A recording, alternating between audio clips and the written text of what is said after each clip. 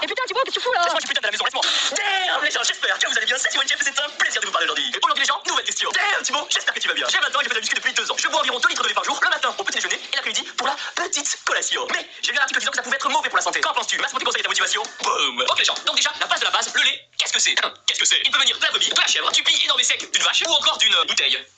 C'est quoi cette merde? Tu veux dire une paire de main? Il est composé de sucre qu'on appelle le lactose, de graisse, de calcium, de vitamines et de protéines. Protéines! C'est donc un aliment assez calorique. Pour vous donner une idée, dans un litre de lait, il y a environ 500 calories, soit l'équivalent calorique d'un Big Mac. Mais depuis la nuit des temps, le lait a toujours une image incroyable. Symbole de jeunesse et de prospérité, il donne du bonheur aux enfants. Procure la joie, aide à rester en bonne santé, à avoir des os solides, à grandir, à devenir riche, fort, puissant. Allez, il paraîtrait même qu'en buvant 5 verres de lait, on peut arriver à faire bouger un mur. Et si on boit 5 verres de Ricard, c'est le mur qui bouge tout seul. Mais malgré... De canard, baguette de canard. J'ai envie de mourir, mais malgré cette bonne image, il existerait un côté obscur. Il se pourrait que le lait n'ait pas tant de bienfaits que ça sur la santé. Et ainsi, pour répondre à cette question, 2 équipes vont s'affronter aujourd'hui. Et une seule en sortira vainqueur. À ma gauche, les personnes qui disent que le lait n'est pas bon pour la santé et qui peut provoquer le... diabète. Abette, ta gueule, à ma droite, invaincu. Depuis près de 100 ans, les autorités sanitaires qui conseillent de boire du lait pour avoir des os solides. Et au milieu, nous, qui sommes comme des cons à ne rien comprendre, ne sachant pas quoi faire. Après, il faut savoir que l'homme est la seule espèce au monde à boire le lait d'un autre animal. Ça peut paraître idiot, mais est-ce que vous avez déjà dit, tiens, c'est l'heure de la petite collation, et si j'allais dans un champ, lécher le pays de vache? Non. Enfin, j'espère pour vous. D'ailleurs, on ne sait toujours pas ce que le gars qui a découvert le lait foutait avec la vache. Bon, après, c'est l'heure de manger et que vraiment vous allez plus rien dans le frigo. Mais putain, Thibaut, qu'est-ce que tu fous là? Laisse-moi, je suis putain de la maison, laisse-moi. Après, le lait de vache va être blindé de nutriments car il doit être capable de nourrir un veau qui va finir par peser 200 kg au bout d'un an. Et entre nous, même si vous êtes en prise de masse, 200 kg c'est beaucoup. Dis-nous que par rapport au lait de votre petit, tiens, le lait de vache va avoir 3 fois plus de protéines, 7 fois plus de minéraux et 10 fois plus de gras. Donc dit comme ça a l'air génial et on a qu'une envie, c'est de courir à son frigo pour en boire et devenir le plus énorme possible. Mais attendez, ne le faites pas. Tu te ma gueule ou quoi? J'ai tout fini. Des études montrent que trop en consommer peut avoir des effets négatifs. Ça peut acidifier votre organisme, perturber votre système immunitaire, provoquer des troubles d'articulation, augmenter le risque de diabète et même épaissir la peau.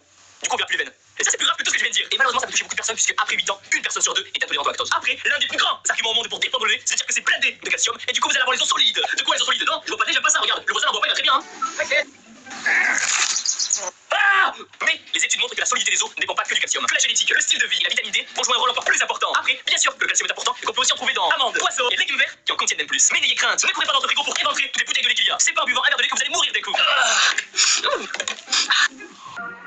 Rien ne vous empêche de continuer à manger votre petit yaourt Activia, l'eau vanille ou une bonne meule ou ça, de fromage avec modération. Ils sont fermentés donc il y aura moins de lactose. Après, comme la whey vient du lait, on pourrait penser qu'il y a les mêmes petits problèmes. Mais comme elle est pas en calcium et en acide gras, il y a aucun souci. Et au pire, si vraiment vous êtes intolérant, il y a la whey isolate. Donc plus d'excuses pour devenir énorme et sec. Du coup, même si le lait peut être dangereux, il fait quand même partie de notre tradition avec le saucisson, le pinard, la baguette sous le bras, l'accordéon et le béret.